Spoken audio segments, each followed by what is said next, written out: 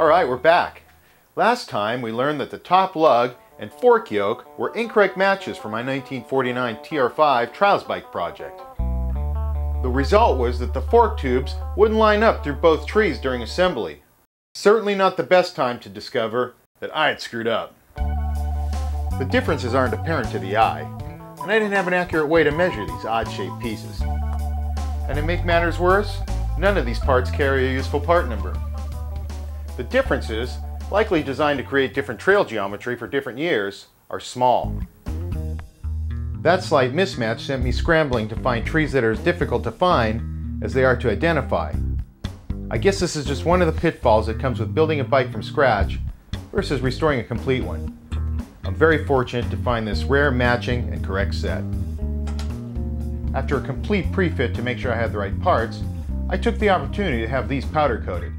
The previous set were painted, but I found that the trees take a pretty good beating during installation and use. The powder coat on these will better stand up to the accidental bump. Now, the moment of truth.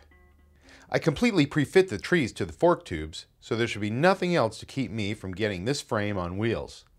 I hope. Using a fork assembly tool, I carefully pull the tubes home. Alright. Looks like a perfect match.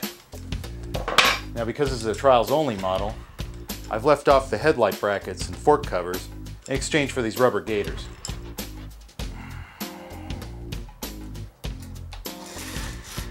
Springs and stanchion caps complete the front forks. I'll add fork oil later. I'm jacking the frame just high enough to comfortably slide the front wheel into place. Orientating the brake anchor plate to fit behind the right side fork ahead of time seems to make things easier.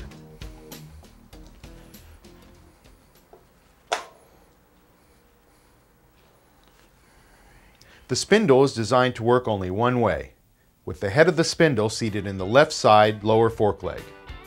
It's important for proper front wheel and fork alignment that the seat be clean and a good fit. It's another perfect fit, and the last step to rolling this frame.